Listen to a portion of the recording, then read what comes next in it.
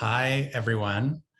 Welcome back to day 3 of the Rethinking Residencies Symposium, evening edition. I'm Nicholas Weiss, Director of Shandaken Projects, and your MC for today. I was reminded earlier that I neglected to describe myself for anyone listening who's visually impaired. I'm a white male with a high and tight haircut and a really great tan, considering it's December in New York City. I'm really looking forward to our next panel entitled Structures of Support for the Whole Artist. So I'll hand the mic right away to Dylan Gauthier, Director of Elizabeth Foundation for the Arts Project Space Program, who will briefly introduce the speakers.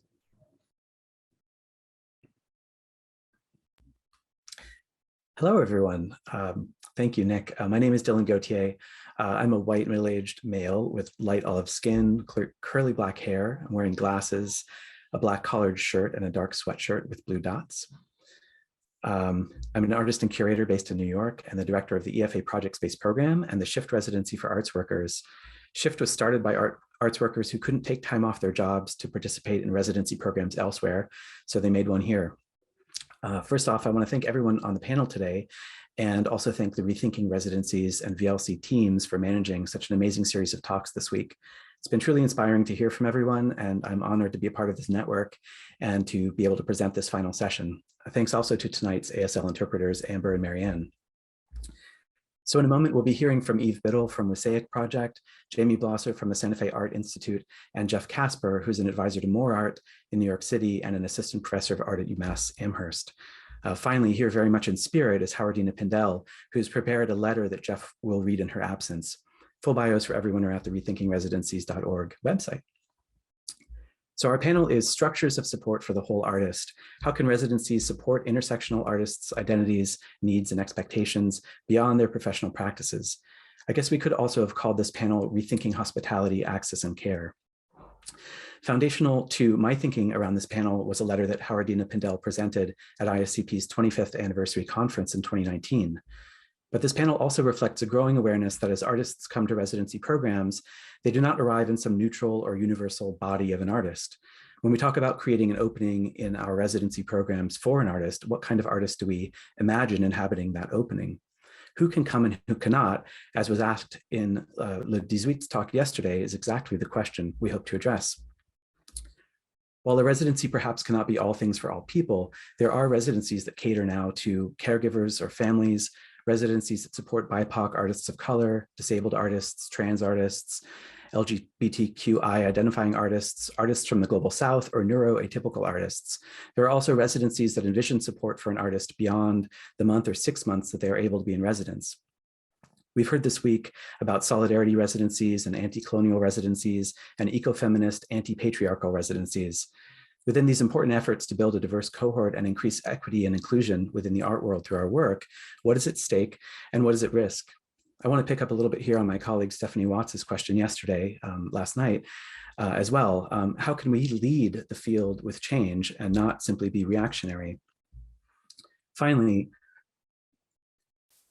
as the artist Stephanie Jameson commented at the same ISCP event in 2019, for artists, residencies are not neutral. Residency programs are gatekeepers, and in the professional path an artist takes, they not only allow time and reflection and resources to enrich their practice, but are listed alongside awards and fellowships, frequently on the artist's CV. Adding that many residencies receive public funding, a central question of the panel tonight is, what strategies do our residencies employ to bring diverse artists into the fold?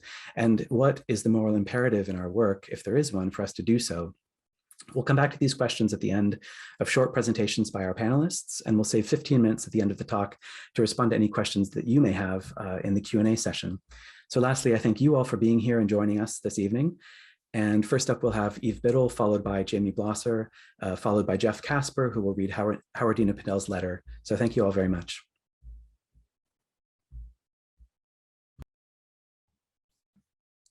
Hey all, thanks for having me here tonight. Thanks, Marianne. My name's Eve. I am a white female with brownish hair and a black sweater. I'm sitting in Wasaic, at the Wasaic Project, in my office/studio with a cluttered desk behind me and some of my artwork behind me on the other side. I was excited about this panel because I think it's a really complicated question. It's interesting to see so many artists in leadership positions in residencies, especially given what Dylan just spoke about, quoting Stephanie Jemison, who was one of our first residents actually in 2010, who is an amazing artist who I really admire.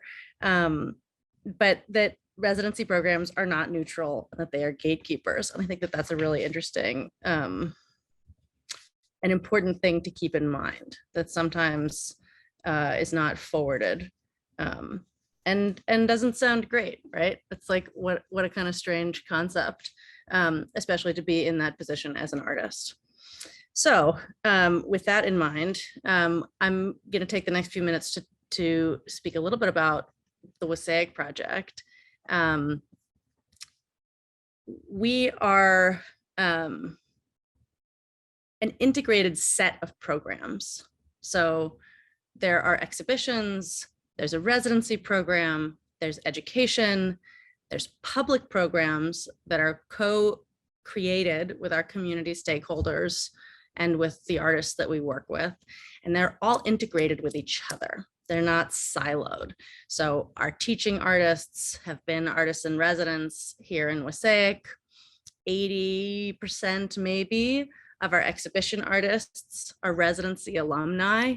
The rest come from open calls or sometimes invitationals. Our public programs are often integrated with artists who we've worked with before, either through the residency or through the exhibition program. And we're always looking for ways to integrate them together. So a great example of that was last spring. We were approached by Douglas Turner to potentially host the first Black Femme residency here in WSAIC. And we said yes, we were so excited. And then also we hosted a performance. And then we hosted Douglas as a visiting critic. And then we provided, photography support to the artists while they were here. And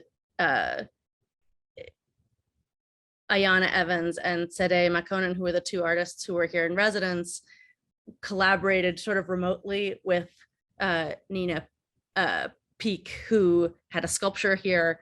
And there was this amazing remote collaboration where Ayana and Sede reached out to Nina to say, can we make an image with your sculpture, even though you're not here? And there was this amazing sort of exchange that happened because of this mashing up of programs and people.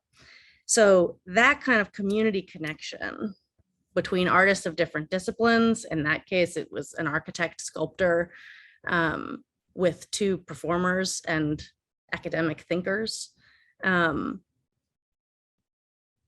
bringing together our artists and our creatives and our thinkers and our critics and our makers and the objects and the performers and the music and the film and the dance, also together with the local community that lives here in WSAIC and in Dutchess County and in the region more broadly, and sort of a smattering of international visitors, but more than half of our visitors come from our local county here in Dutchess. That's really the heart of the work that we're doing, is this community building that is across unexpected groups. So what are those groups and where do they come from? And who are the people that come to our programs and participate in our programs as visitors, as artists, as residents, as exhibition artists, as teachers, as students? And how are we limited by our own perspectives, which are inherently limited by the people who we know already, who are interested in our program because they feel comfortable with the way that we've presented ourselves? And who are we missing? Who are we missing because we have presented ourselves in a way that feels unsafe or feels uninteresting or feels irrelevant to, artists, creatives, audience members who were not even able to ask what they think because they're not here. So we are able to ask what they think if we recognize our limitations, recognize our gaps, and seek to find those communities, find those voices, understand, support, facilities, access, context, community, peer groups that are not familiar, right? I mean, it's not good enough for us to sit down and try and brainstorm all the ideas, because I'm not going to think of the same things that you are. So that's something that we think about a lot, that it's not enough to ask the people we already work with, right? So with the people that we do work with, some of the ways that we support artists are through our facilities. So we are in a rural location with a lot of land and open space, with wood shops, silkscreen studios, metal shops, and sort of strange, well, I shouldn't say strange, unfamiliar to most working contemporary artists, agricultural spaces that are potentially inspiring to their practices, including a feed elevator, a former grain animal food processing plant, and a livestock auction barn, where some of our summer studios are. And within those programs, we're constantly trying to think about the resources that we have and how we can further support artists. So for example, some of the photographs of artists that you're seeing or that are playing in the slides that are going through the background of this talk are photographs of the artists that were taken while they're in residence here. So we offer an interview on site and a sort of studio and portrait documentation portrait session to every resident who comes through our program. Not everyone takes us up on it, but almost everybody does. And then we give those photographs to the artists to use in self-promotion. Carrie, I got your timing. Thank you. There is this way in which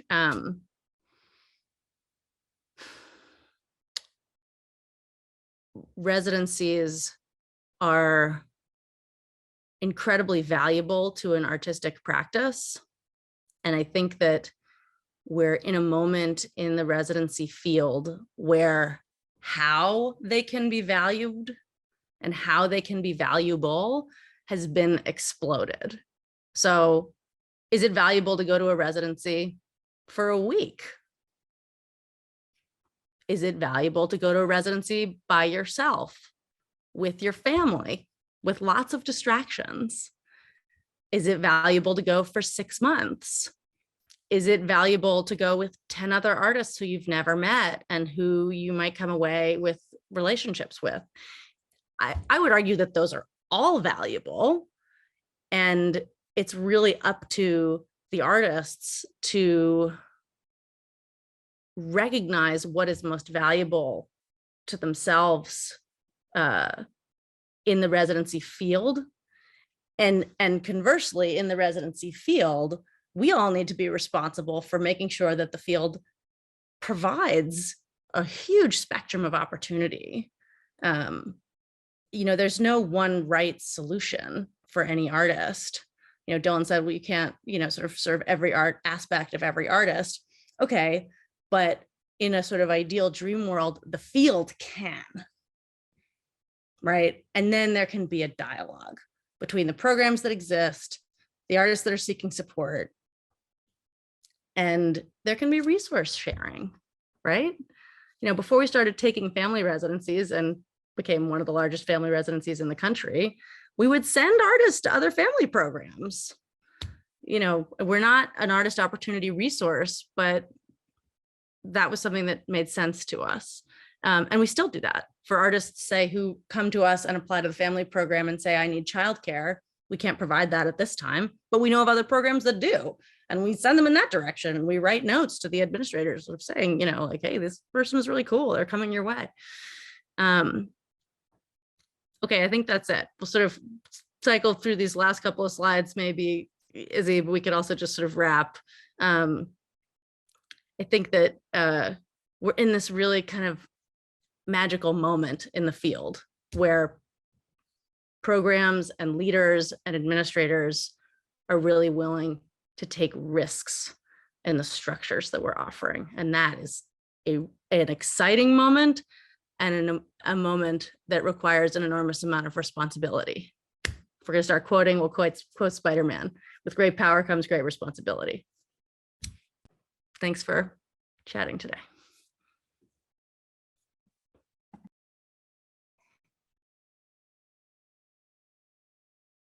Hi there. My name is Jamie Blosser. I'm with the Santa Fe Art Institute, and I'm a 50-something white woman with greenish glasses, a rose-colored blouse with a sash. My hair is shoulder length, two-tone, and my background is a white wall with 3 sort of milky landscape photos. So first of all, I want to thank Rethinking Residencies for inviting me to be on this panel. I think this is a conversation that is really so important. And next slide, please. We just finished our labor residency, which was 2 years instead of 1 year because of the pandemic. And so the whole artist, or like really the whole person, is very much on my mind as the work of our residents really critiques the power and privilege of these imposed and artificial systems that discourage us from bringing our full selves to our work or to our labor. And I think this topic is also one of the greatest challenges in running an artist residency, because everyone coming in has a different background, socioeconomic status, comes from a different place of privilege, different abilities or disabilities, whether visible or invisible. Many have generational trauma and trauma from their own lives. Next slide.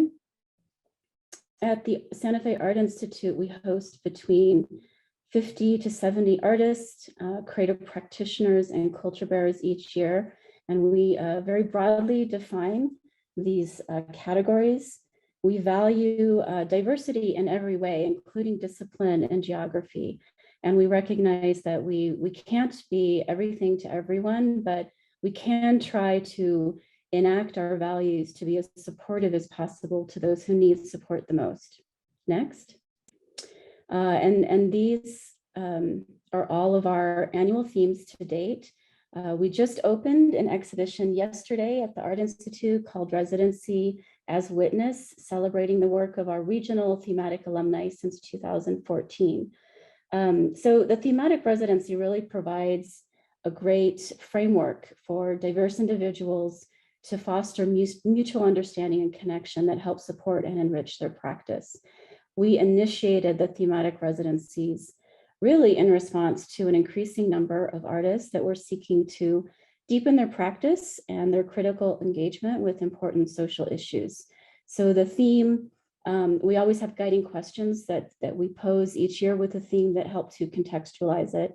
And this is really intended as a catalyst for critical inquiry and cultural exchange. And each year's theme is intended to be a deepening of a prior year's investigation and body of work. So for instance, the labor theme cohort largely focused on the value of labor, so invisible labor, essential labor, emotional labor, as well as labor's relationship to human rights and larger financial and legal and political systems. Next.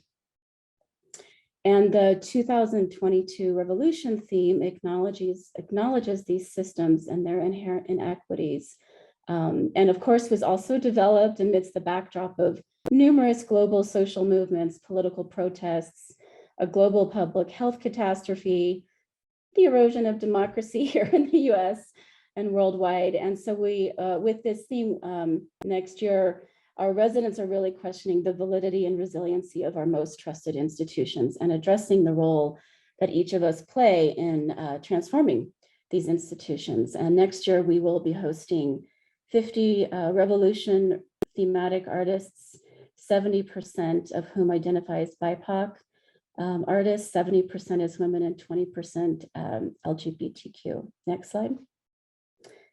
And at SFAI, we prioritize the artistic process, critical inquiry, and cultural exchange. And these are really key aspects of the residency. So, you know, between the time of application to their being at the Art Institute, we know that their projects, their life may have changed, especially in the last year, and we really don't require that they remain specific to their original proposal. We don't ask our residents to produce anything specifically or leave anything behind for us. And if we ask them to participate in our public programming beyond open studios, we pay them a stipend. Many take the time to experiment, do more ephemeral work, performance, workshops, learn new media. A lot of our artists are taking this time to do research, and not focusing so much on you know, a product necessarily, but the process itself, I would say, definitely requires us to be more flexible and creative in our public programming. And we feel it's our responsibility to really connect the art and the artists with the public. So we do a lot of public events that bring in the community directly with the residents as in sort of interactive and experiential ways. And I will also say that focusing so much on supporting the artistic process sometimes does make it difficult to show the work in a conventional way. So I feel like we're always asking or teaching our audience and our supporters to see the artist, not just to see the art, to really know the full story behind the art, which also invites people in who otherwise may not be comfortable showing up in the space or feel like they belong there. So I think that's a very exciting aspect of the work. Next, please. Our building was designed specifically for our residency program by the late Mexican architect Ricardo Legarreta. And so our program is also very informed by the building. And it's not a place for people who need to retreat from the world because the moment they step out of their room, they're in a communal environment. Next. So an important aspect of the residency is the cohort that's developed during the 4 to 12 weeks they're here at the Art Institute. We start each residency by encouraging that cohort building and community building and a conversation around our shared values.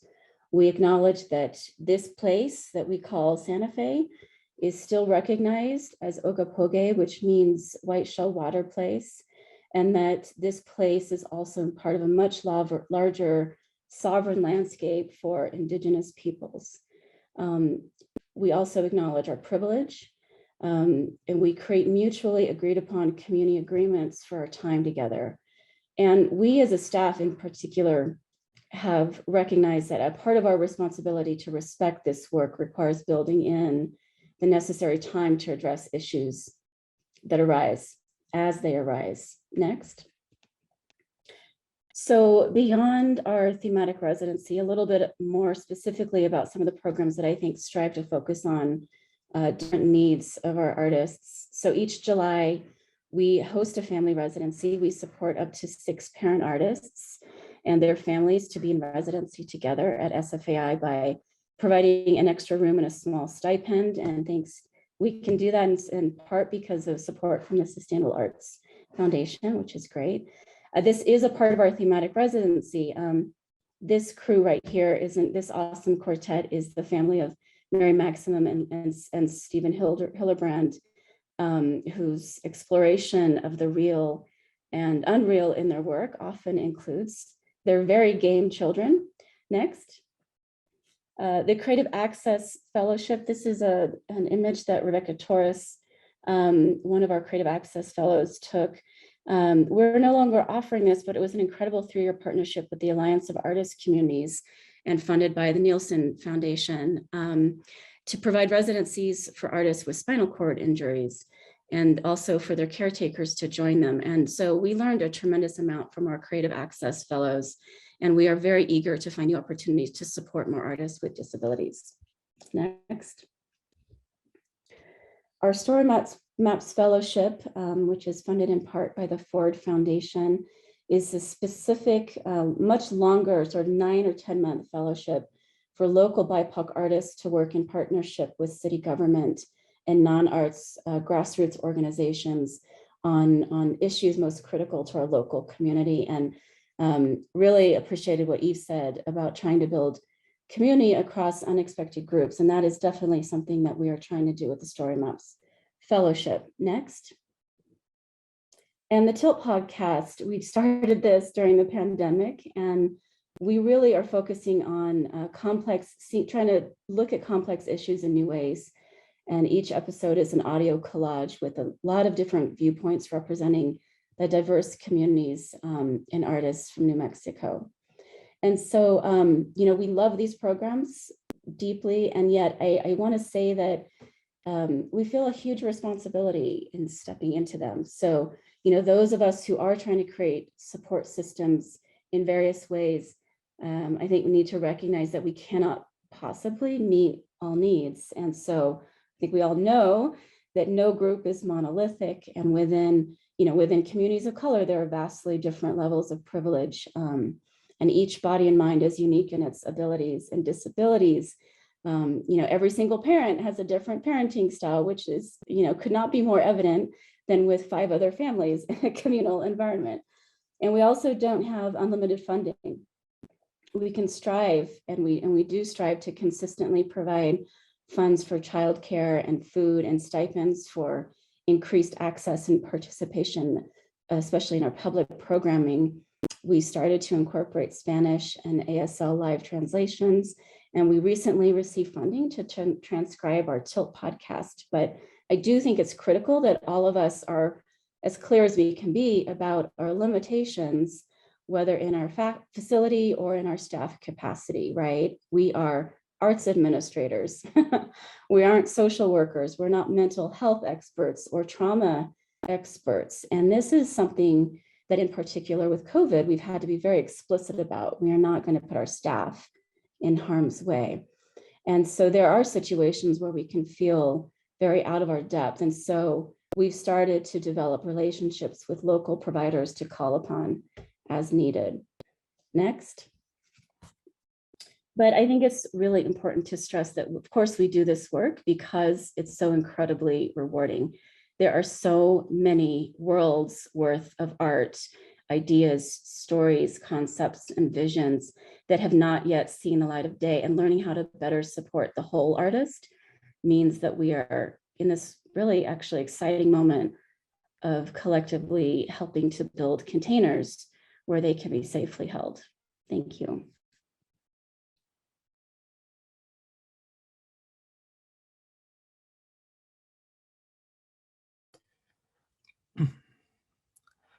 Hello, everyone. I'm Jeff Kasper. So happy to be here, and it's been great to listen so far. A quick description: I am a light-skinned Black man with a kind of shortly cut beard and a little bit of a longer mustache, brown eyes, and a marigold knit hat. I'm wearing all black like I usually do, but my shirt has kind of these geometric white lines. Behind me is a bookcase. I wish I could say it was my own, but it's a virtual background. We can dream. I'm really honored today to read a letter written by Howardena Pindell, and I'm gonna get started. I've attended the following residencies over the past 60 years or so. My first experience was at Cummington in Massachusetts. In the early days, some of the residencies were where wealthy children who were not artists were placed. For them, it was more like a camp. I lived and worked in a barn with another artist. The strongest part of the program was their focus on music. I was unaware of issues for handicapped residents. I was young, this was 1963, and I was insensitive to complications which added something extra. I wasn't aware of anyone disabled, not knowing someday I would have to deal with disability. In 1979, I was a passenger in a car accident. For a while, I needed a cane. It was only temporary. Later, I fell down 2 flights of concrete subway stairs. That made the cane an ever-present instrument. It damaged my left leg, but oddly did not break it. It was dented. The residencies I attended during that time were McDowell Colony twice, Art Omai once, and Blue Mountain Center once. My City of Arts residency in Paris was before I had any injuries. I could deal with the Paris subway system. The only problem was that the residency building had an enormous albino roach problem. I attended McDowell twice. The first time, I used a cane. I struggled over rocks, tree roots, and earth. I could make the trip back and forth to my studio, and they brought me my lunch. My bedroom was on the second floor of a farm near the main building where dinner and breakfast were served. During the second McDowell residency, I was by then using a walker, but could carefully walk up a long flight of stairs to my bedroom, which was next to the bathroom. I was able to do 1 flight of stairs, but now I'm unable to. They gave me a studio near the main building, which I could walk to. Now at 78, going on 79, I cannot do it. I fear ground floor spaces because I do not open the window unless there is a gate. I cannot go back to McDowell because I cannot do the walk to the studio or sleep in an unsecured first floor bedroom. Art Omai tried to accommodate disabled artists at the time, but it was a little nerve-wracking as you never knew who would transport you to and from the studio to the dining and living areas. Lunch was served near the studios. Dinner was served outside of the main building. They tried to help, but it was nerve-wracking, waiting.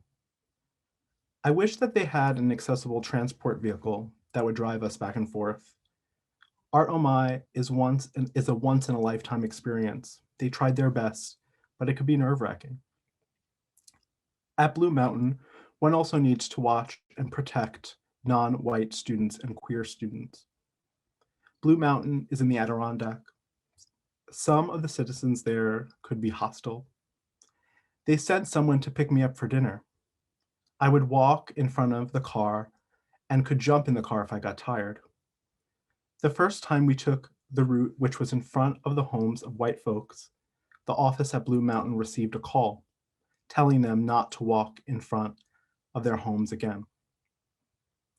When we took the longer route, they wouldn't complain. When I went to town for a parade, I was the only non-white.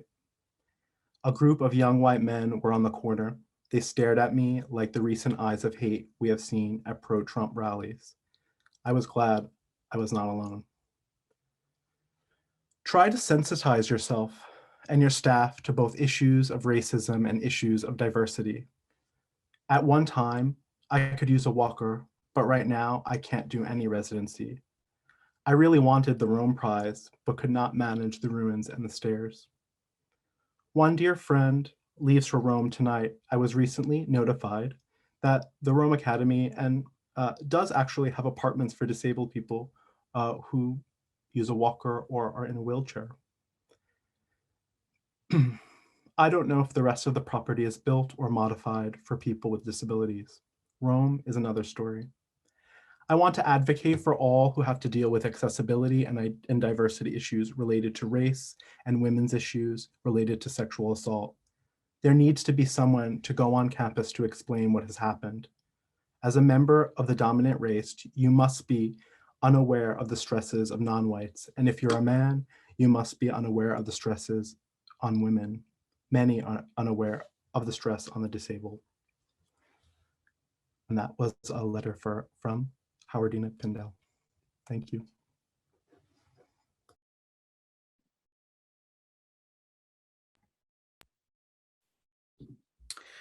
Thank you so much, Jeff, for reading Howardena's letter, and thank you, Jamie and Eve, for presenting about your programs and the work that you all are doing. And I think we'll get into some questions here, and I want to just give you all a chance to reflect on each other's presentations as well as I am. I think maybe the kind of opening question for us is, and we'll get into the specifics, I think, responding to exact things that you presented as well, but just generally, how might we want to define whole artist in this conversation, and how much or what type of support are we able to provide through our programs? And I think this question of when does the responsibility for our residents begin and end, which I've heard mention of in your presentations already, but thinking through, kind of the scope and span of support for the whole artist. And I think maybe I'll go back to Eve to begin to answer that. I was asking you a question while you were asking me a question. This is a great question. Yeah. I have a question. Yeah, I'll follow up on that, but why don't you go ahead first? Thanks.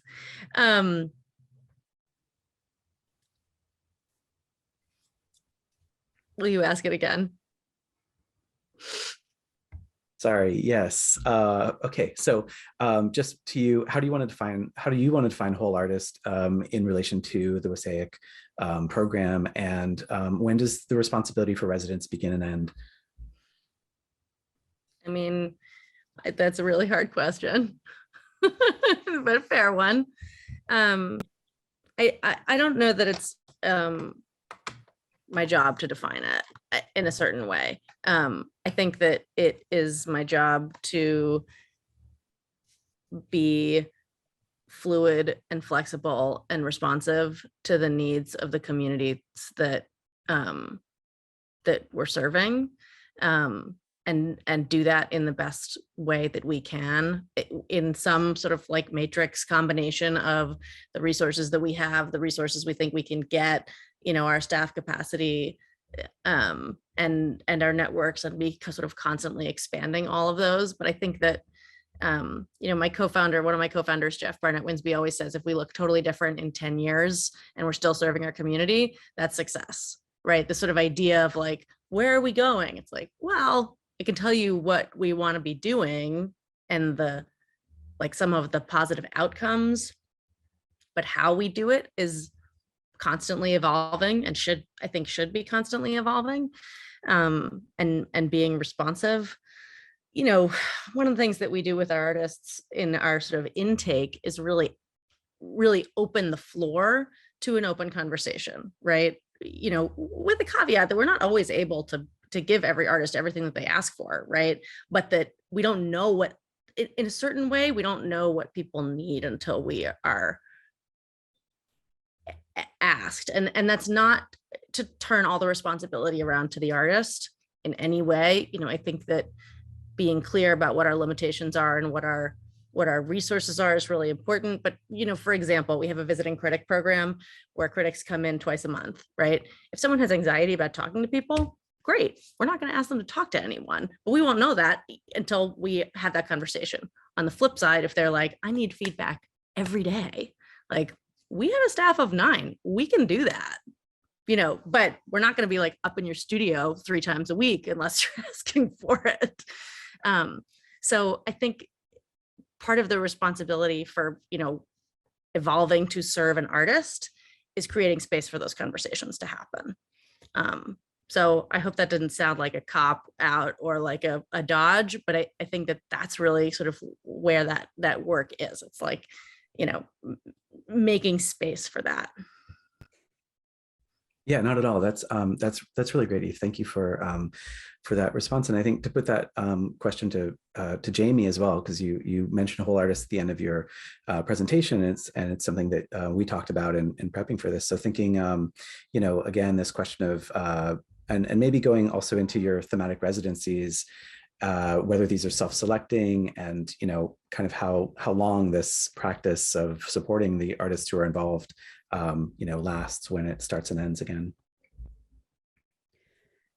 Yeah, it's definitely self-selecting to some degree. It really, the themes are very social and political and are really seeking to engage artists who are already working within those realms, and then, you know, with the thematic content or inquiry that would match that year. So it's not even going to be the same artist applying over and over each year. So in that sense, it certainly is, you know, self-selecting. But, you know, I agree with Eve. I think that, you know, we really are open to both emerging and established artists, you know, local, regional, national, international. It really comes back to the cohort. And sometimes the cohort, you know, again, we don't do social engineering necessarily, but we are looking for folks who are fit within a communal environment, who can sort of work within that type of dynamic. And a lot of that, what's really beautiful is like when the cohort builds and sort of gels into their own dynamic of peer support. And so we do, as I said, realize as a staff that we need to have time set aside, as much as we can, a little bit of space carved out for things that arise, conversations that need to happen, because we are trying to make sure to be somewhat of the glue with that monthly cohort. But until they are here, it's hard to know sort of what they are bringing, what they're needing.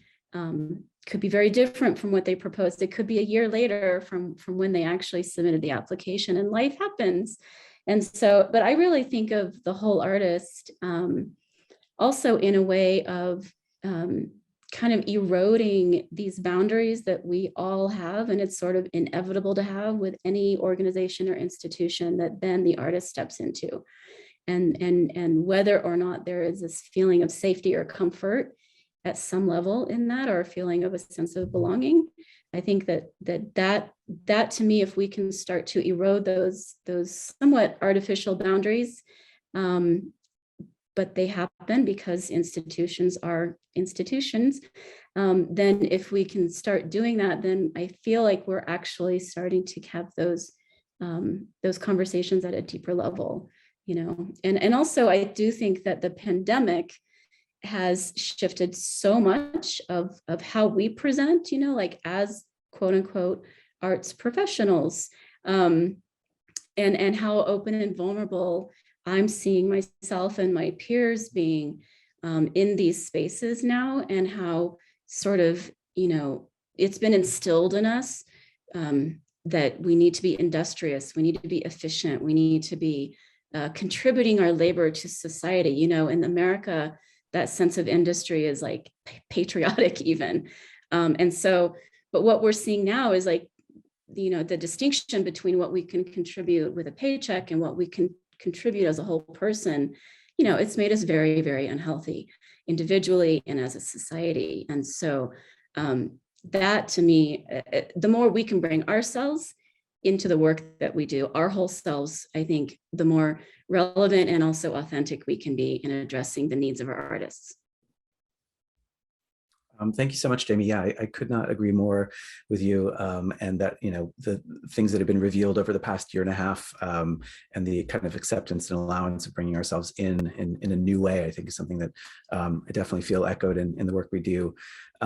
So to Jeff, I thought maybe for a minute, Jeff, you could talk a little bit about your own practice as an artist and how maybe as a background for responding a little bit to Howardena's letter. I know, yeah, I'll leave it there and let you pick up. Thank you. Thanks. Yeah, so I love being an artist in this conversation because especially given the work that I do, and I'm loving what I'm hearing. So I'm a social practice artist. I work in design, public pedagogy, and public art. And I focus specifically around this question of social support, or other words, sort of like how human connections are forged, maintained, reinforced, and especially how that happens in times of stress. And that happens within workshops, social spaces, and through objects and other means. So, you know, coming to this work actually has there are many sort of beginnings of why I do that kind of work, but some of it has to do with being an arts worker and also having sort of, or witnessing in the last decade sort of what the needs are, especially as we are spaces like residencies or arts organizations are growing more collaborative with communities, considering different kinds of needs that kind of need to know how to practice social support. You know, in reflecting on Howardena's letter, I'm reminded of lots of experiences that I've had in the last 10 years, let's say, as an artist working and sort of looking to be in residence, being in residence. And though, she's speaking, 50, 60 years ago, there's a lot of parallels with what's happening today.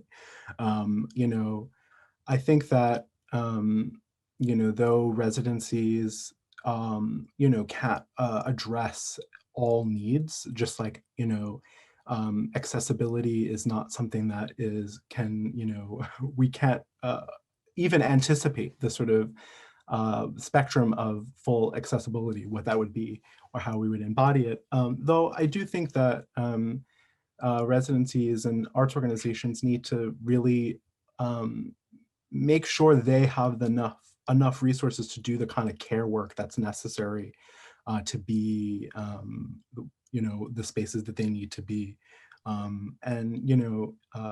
Over recent years, I've done a lot of work relative to the disability arts community and advocating for more disability representation in fields of art and design. And in speaking with a lot of my peers, we are often put in situations where we're, very happy and excited to be a part of, but there are very rarely like full conversations about what it would actually be like to participate and whether or not there is the kind of support institutionally to do that. I guess I wanted to start a little bit with that. Thank you so much.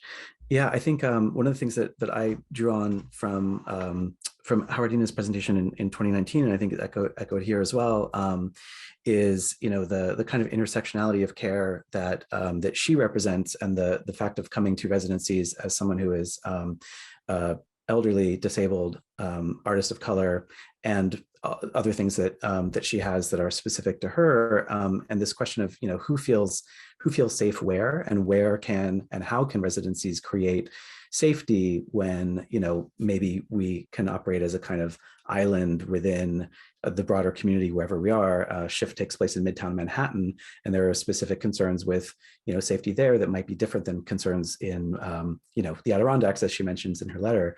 But it kind of opened up a perspective on that thinking that I think we might respond to as well as we can here in thinking through what we can do within that providing care to meet an artist where they need to be met in terms of providing safety. I don't know if you have thoughts on that, Jeff. Yeah, I think the sort of first thing that I'd say about that is like to be transparent around limitations and context, because especially for folks, artists who are traveling the world or traveling different parts of the country to participate, there's nothing like having more context about what life will be like, and that's for good and for bad. And I think that that's one of the beginning steps of sort of the necessary process of building trust, because artists from intersectional backgrounds, we frankly don't necessarily trust institutions a lot of the time. I'll speak personally. So yeah. Thank you. Yeah, I wonder if Eve, coming at it in a kind of rural context as you've described, if you might add to that as well. Sure. Maybe I can respond by sharing something that we do internally in response to our artists. So, we, all the things. We want diversity in our program. We're seeking blah, blah, blah, blah, blah. All the, like, I need to rattle those off. You can read them on our website. One of the things that we do is curate our cohorts to make sure that there are that if a Black artist is coming, they will not be alone in the cohort, and that they will not have visiting critics who are all other, right? And this is not, people of color has become this like sort of larger term, and this is specifically not multiple people of color from different regions in the world, right? This is specifically for Black artists, Black self-identifying artists, right? And like, it's really on the past 4 or 5 years that we've started collecting demographic information, which has been hugely enlightening for the gaps in our program, but also in how artists represent themselves in their work, in their statements. And it has also given some transparency to some artists working in maybe concepts that they shouldn't be working in, just given us a chance to, well, gatekeep those artists, frankly. But, one of the things that we experienced was that we sort of like, as a white person, I looked at our demographics 5 years ago and said, well, this is really a diverse group. And then started having all the mid-session and end of session conversations with our artists. And, they said, yes, it is. And I feel isolated. It's like, okay, let's change, and let's talk about it, right? Because it's uncomfortable, but really important. And I think especially important in a community here where the, county population is majority white, right? It's not totally, but that is certainly what's most visible, right? And that really has to be a context, which is a great word that Jeff used, that people are opting into with intentionality, right? Might not be right for everybody, right? And we do a lot of work with our community around tolerance. That's sort of the focus of our education program. And I know anecdotally that even outside of our education program, tolerance has gone up basically from the past 14 years of our work. But this isn't, sort of a social experiment that people like just get dropped into because I'm interested in their work. Like, what? Or because the panel thinks their work is just like the transparency question is really interesting. And it's not just transparency of like, there's a set of stairs here and a ramp there and a handle in the bathroom. It's like, these are our community's demographics. These are our residency demographics. These are all of our visiting critics. This is our staff. This is our history of exhibitions. And it doesn't always look amazing and great. And it feels bad to say to someone, we were reviewing fellows from another partnership program, and we weren't reviewing their work. We were looking at their needs and saying whether we could accommodate their needs. And there were 2 in the maybe 30 or 40 artists that Will and I were looking through who said, I want to be surrounded by Black people. I can't accommodate that because there aren't a majority of Black people in Wassaic, New York, right? And it doesn't really matter how much resources I throw behind my program. That's not going to change tomorrow. It's not going to change next year. And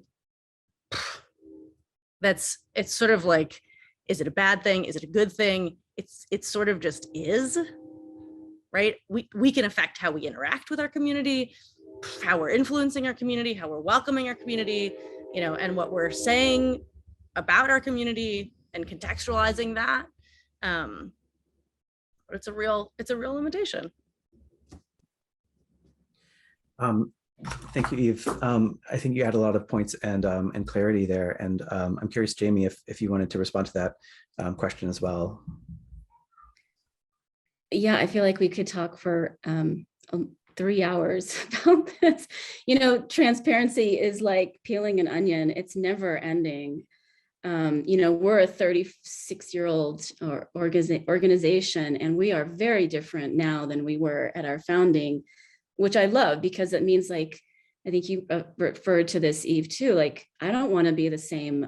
I want to continue doing more and more different things to support the artists where they are now, and the whole artist in every capacity as much as we can. But that issue of transparency, I think, it's never ending, but it's also very fun, because it requires sort of a self-inquiry, I think, that my staff and board actually really enjoy, and because it's like this ongoing critique, right? And I think that as much as we try to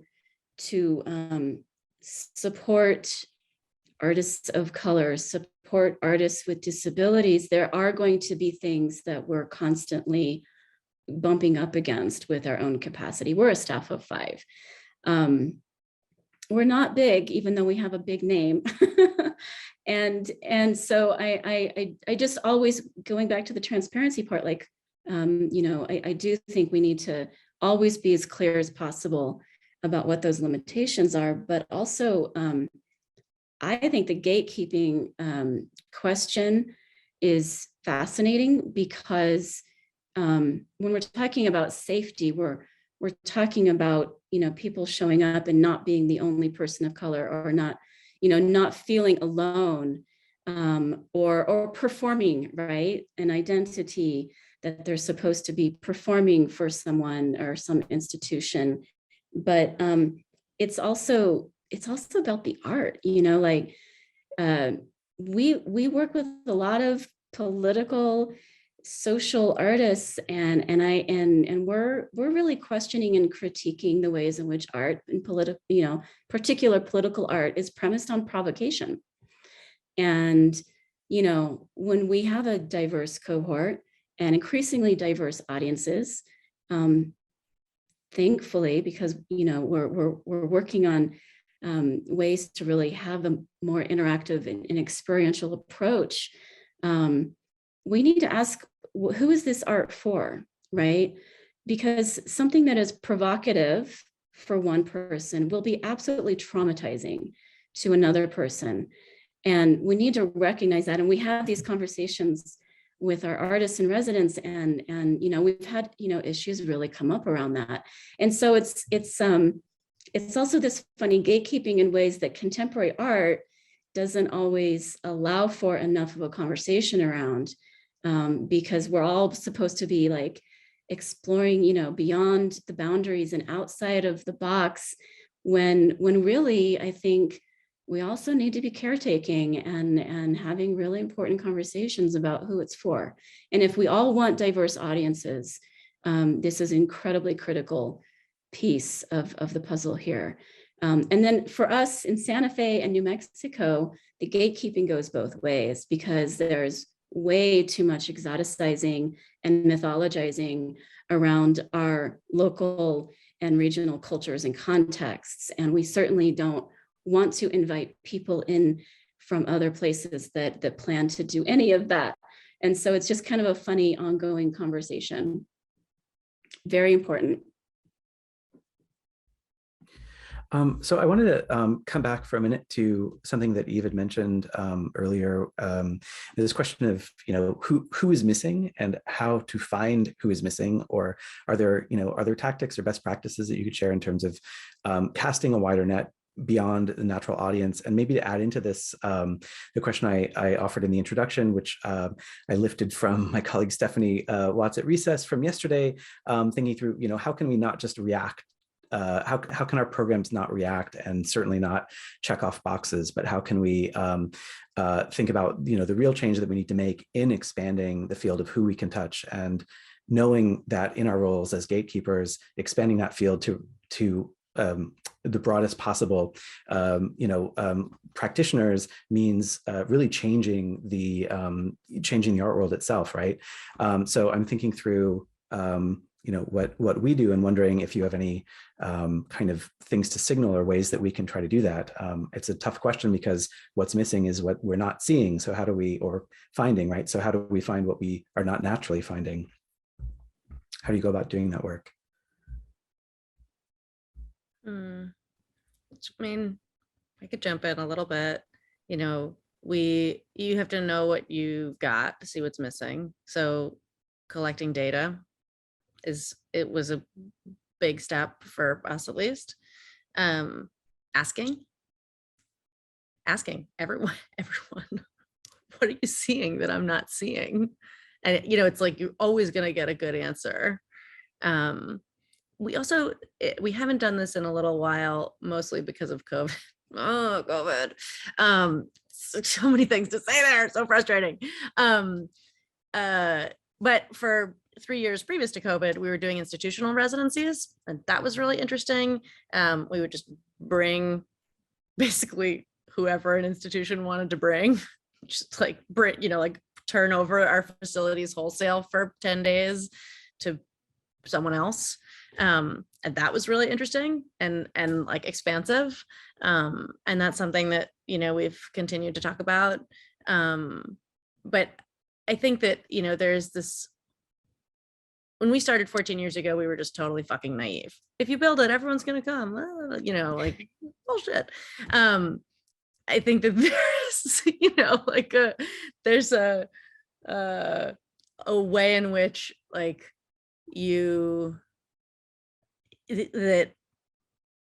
you have to really, really, really lean hard into your empathy and try and be placing yourself outside of yourself constantly, right?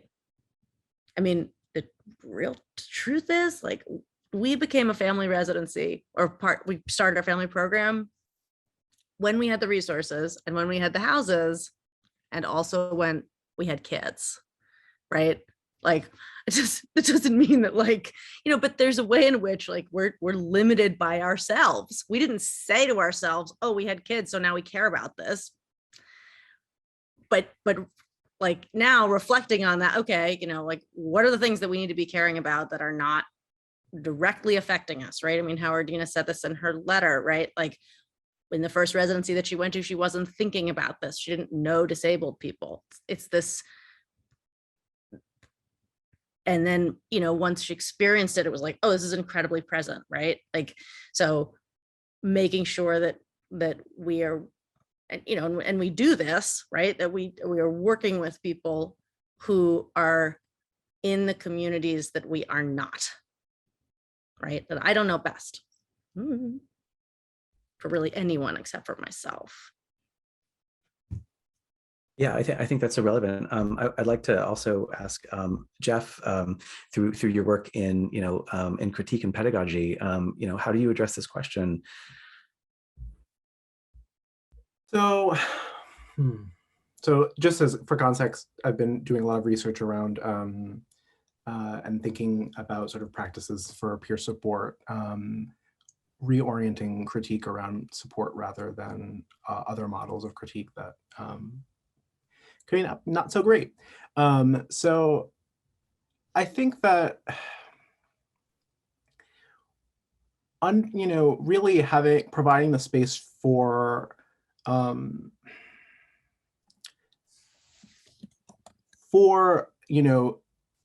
oneself as well as institutions to sort of lead from behind. And Eva's touching on this a little bit. Things, you open up the space for transformation when you're allowing other perspectives to actually enter a conversation around an institution's sort of functions, what it offers. And I think that, I'm, in some of my work, I'm looking at critique as an institution. We could also think about, institutions as also brick and mortar things too, like we are in this conversation. So yeah, are there opportunities, and can you hold open opportunities for folks to see themselves interacting with and shifting or changing a conversation. That I think is an important step to take, essentially, because we acknowledge that we have limitations, right? So in some sense, like, I love this sort of idea or definition of empathy as not necessarily experiencing what some other person has experienced, but holding space to center someone else's experience. Thank you, Jeff. Jamie, did you have thoughts on that question? Should we give you a moment to consider? I think that if you keep going, I could come back to some of that. Sure. Well, so I was going to open it up for audience Q&A next, and I know we do have a few questions that have come in. If you have a question, put it in the Q&A and we can queue them up here. I think someone had put a question in the chat, so if you don't mind just putting that in the Q&A so I can get forwarded to the panel here, that would be great. Give you a second to do that here. I think I can pull one from the Q&A here. This is from so for residency staff, what parts of yourself, your own identity and culture, do you bring to residents? This is posted by Allison Quo. Thank you, Allison. I share my love of Chinatown arts, culture, and food with my residents. I feel like this is an important part of hospitality. I'd be happy to jump in. Yeah, food is the glue for sure. So it was harder to do this year with sort of all the COVID protocols, but really hoping next year I can go back into sort of monthly meal that I cook for the residents. It's just a really simple act that's pretty basic to everyone and universal. But I think that, you know, that's the kind of important thing. And then of course we're in Santa Fe. So hiking and outdoors activities are something that all of our staff share. When we sit together in orientation, we're very much about who we are as a whole person. So our staff introductions are just as long as our resident introductions, and so that they can just start to get a glimpse into who we are and break down some of those institutional barriers, I think, a little bit.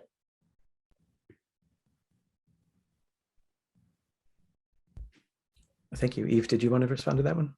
Sure. I mean, you know, while it's not a requirement to work at the WSAG project, almost all of our 9 staffers are artists. And, you know, I think that kind of creative perspective is very present, right? It's like we're all trying to keep it the fuck together, man. You know, like, and do it all at once. And I think that's a really important, you know, part of this, and that, you know, that we're really that we're here for each other. And that, you know, my favorite stories are like the love stories and the friend stories. You know, we had 2 artists who came. I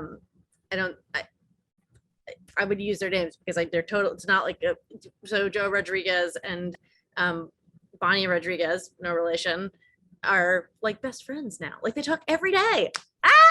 And they live in, you know, Philly and New Jersey. That's like the greatest thing ever. So making connections between people is something that is like super valuable to me personally. And that's something that I am always bringing to the table. It's like so exciting, so fun.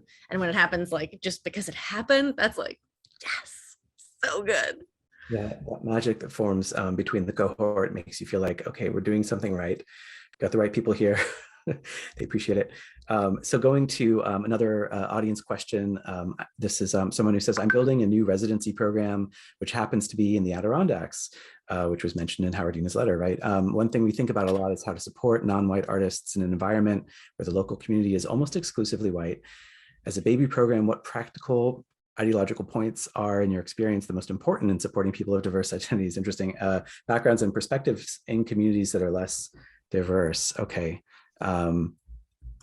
Yeah, does anybody want to pick up on that question? Some advice for a baby residency, what can they do? I'll just jump in with a sort of a quick thing, and it was sort of touched on a little bit in other contributions tonight. I think from the perspective of the residency, really be in dialogue with the community about like what you're doing as an institution to kind of set the stage for, you know, potentially longer term dialogue, but also to support artists themselves. So I think it could be, you know, troubling if, you know, artists are put into a context where folks who are local to the residency don't have any idea that this is going to happen.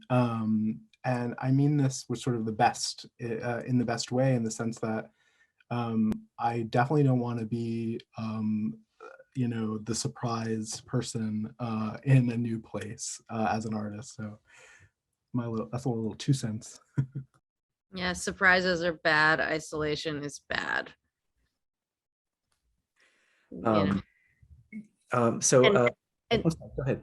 Just like lastly, right? Like if you are not yourself a person of color, what, like,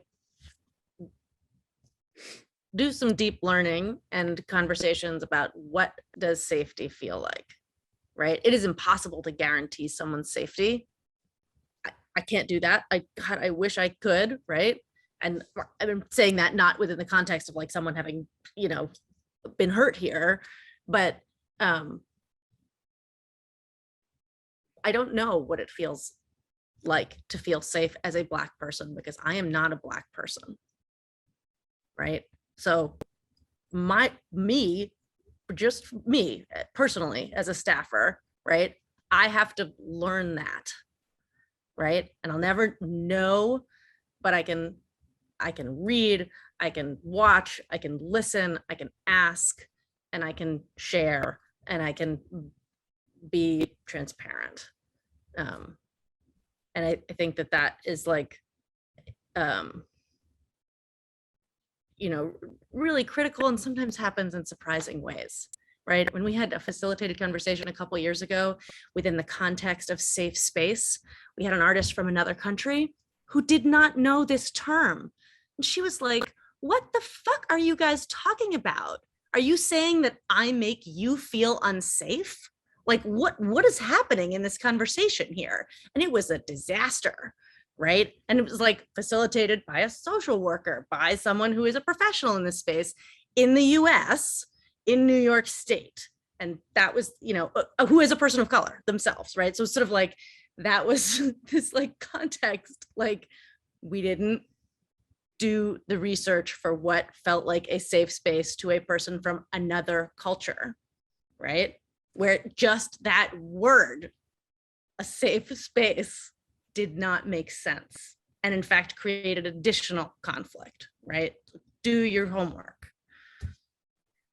Yeah, Jamie, did you go ahead if you wanted to? Yeah, just quickly, I think that, again, I love this word transparency, because, you know, there are aspects of a residency program where it is hospitality. And so you want to try to make it as comfortable and welcoming and productive as possible, but then you have limitations with as soon as someone walks outside the walls of your building, no matter where you are. And I think that's actually really frightening, to know when that responsibility stops and starts, as someone, you know, as an arts administrator, really deeply wanting the best for everyone in our programs. And so it's something that I feel that we grapple with all the time, you know, and have a lot of humility around, like when we lose control, when that control stops, and then we realize how much control did we really have inside the walls, and how good of a job, you know, are we doing to continue to try to have a safer container within the walls. And I do think that is just a constant step-by-step thing where we're constantly learning and acknowledging our missteps. But then sometimes when it does work and it does feel like a real sense of security and safety for folks, that can be a real cocoon kind of thing for when they come back from being out in the world. And that's really lovely. But you can't always guarantee that. Yeah, thank you so much for that reflection. That really resonates. I think the other thought is a number of people are asking a kind of related question and for tips and suggestions, which is really wonderful, because I think one thing that Howardena was really excited about in contributing to this conversation was the putting this out there as really a plea to do this work better, to think through this work better. And I think also from Howardena as kind of model, to put her on the spot for a minute, is to say also like not, maybe this goes without saying, but to say like as residency programs, also not making assumptions about what people can and can't do and what their needs are necessarily until they're communicated to you. So what I'm hearing from everyone here on the panel, just to summarize maybe for a second, is also, the importance of transparency, the importance of clear communication, the importance of asking questions that are openings that allow people to then fill in and make requests of you for what they need to feel safe. And I think this is an orientation toward, the question around hospitality. Also, do you only, is hospitality only for the people who show up, that you then provide them hospitality, or, how do you get the people there to begin with? And again, thinking through these questions together, I think is really, we could talk for hours and hours about this, and it's very illuminating and wonderful to hear your thoughts. I think I wanted to, I think we only have another minute or two here. So we have one question asking if there are any other situations that radically challenged you as managers of a residency program, or changed a situation in the residency due to this specific challenge. And if anybody wanted to share one or two of those as our kind of closing thought here.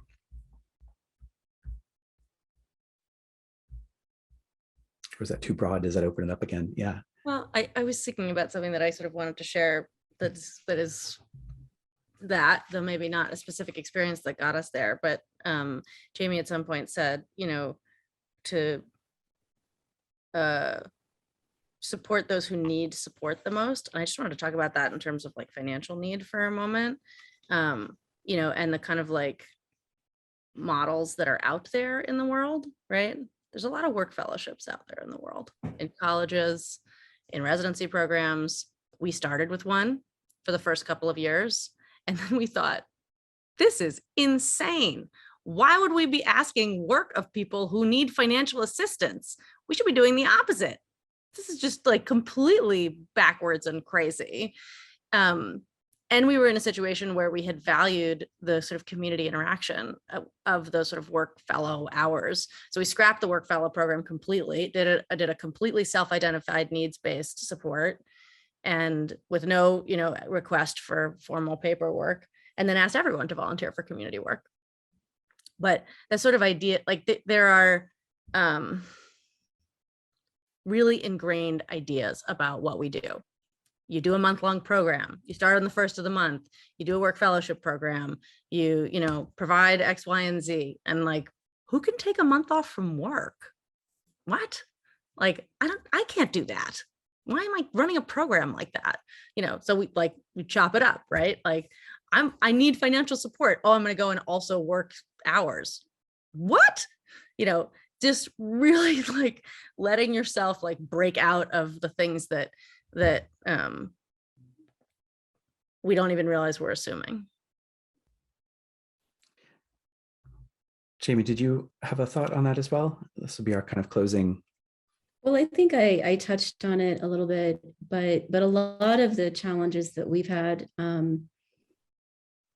really relate to the art itself, the work that people are doing, and who gets to tell what story and represent whose culture, and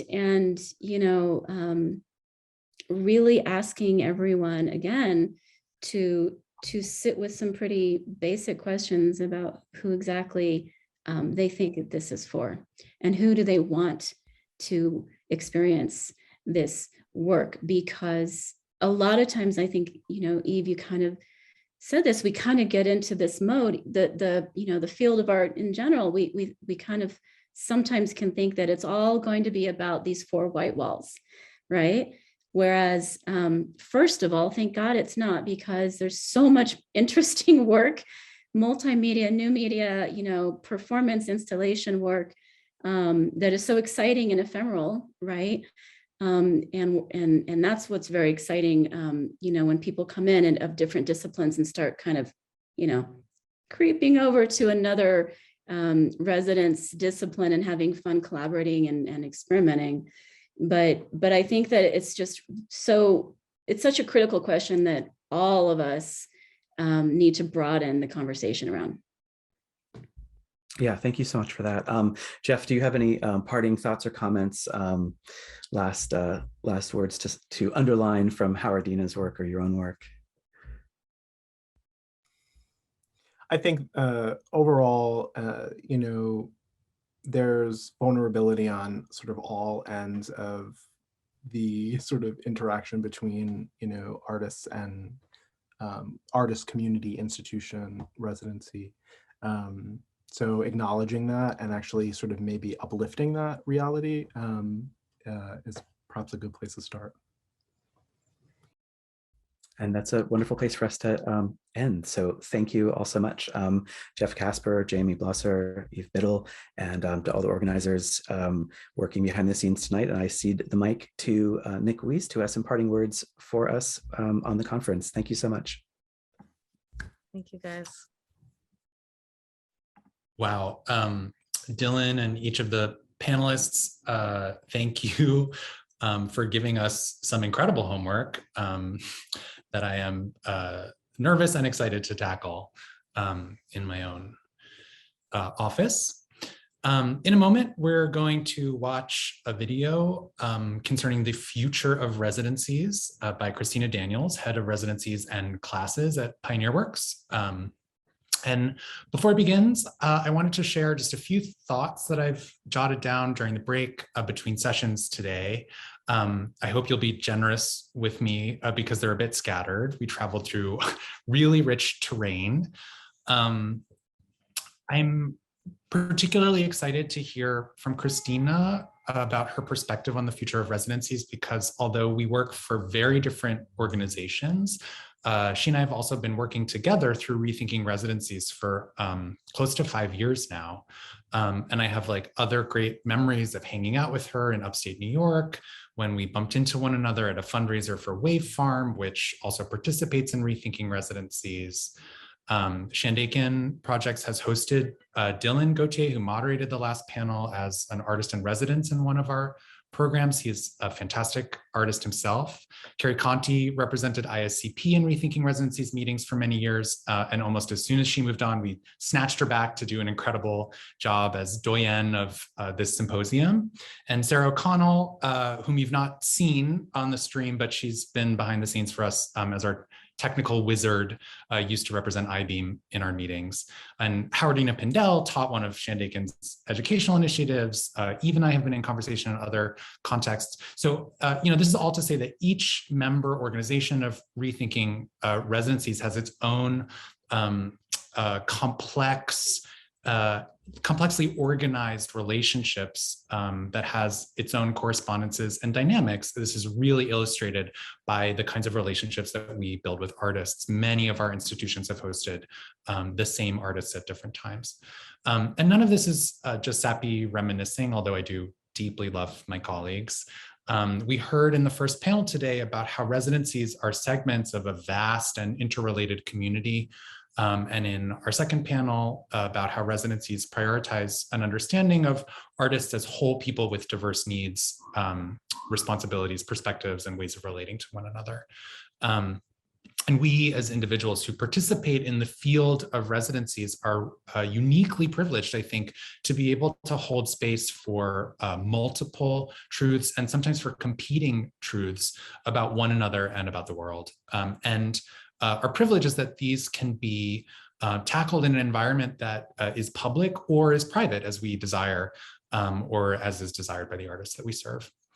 One theme that I heard touched on repeatedly throughout the symposium is the transgression of borders, those that describe the boundaries of our physical sites, our institutions or our programs, also those that describe national or ideological territories, those that we create around ourselves or our disciplines or our relationships. And I'm not going to beat the metaphor to death, but I will suggest that this symposium and Rethinking Residencies both resonate as manifestations of this kind of transgression.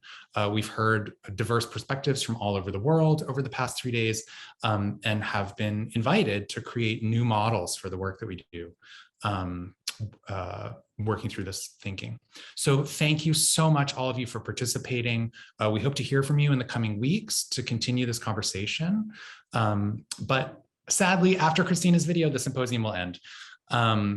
But I will remind you that each session that we've presented over the past 3 days is going to appear in January, free for all to access, first by video documentation on rethinkingresidencies.org and also via listcenter.org, and then subsequently as a free digital publication in summer 2022 at rethinkingresidencies.org. Thanks again, and hopefully we'll be in touch soon.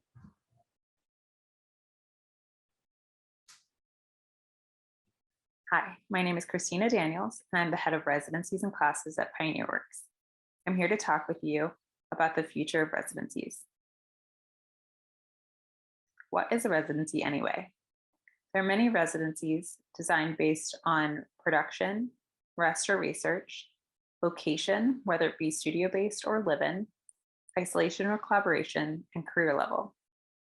During the pandemic, when many residencies were postponed or operating virtually, I began to think about the future of residencies and where they are headed. To begin to answer this question, I will briefly share examples of 2 radical residencies that could point to the future. In 2018, Bufu created iDream, a residency within the collective's year-long residency at iBeam. They were inspired by the question, what would we need to feel supported by a residency program? And driven by the aim of leveraging their institutional access to reach resources. So they divided into 4 week-long incubators. They hosted 18 residents who were given stipends and access to resources. And each week they concluded in a weekend of free public programming. Participants were also invited to exhibit work at Bufu's month-long exhibition at Abrams Art Center. And another example, I want to look at 2020 at Performance Space New York. After receiving criticism about moving away from its original mission, Performance Space New York speculated how to truly support artists through a think tank of sorts. Hence, they created 2020 as a cohort of artists who were essentially running the organization's staff, budget, and programming for a full year. So what's next? While these examples only skim the surface about the future, they illustrate how broad the term can be. There's space for more and different types of people. They can be artist-led and institutionless. They can even be virtual or deeply conceptual. As the term continues to broaden and deepen, I'm excited for what the future holds. Thanks for listening.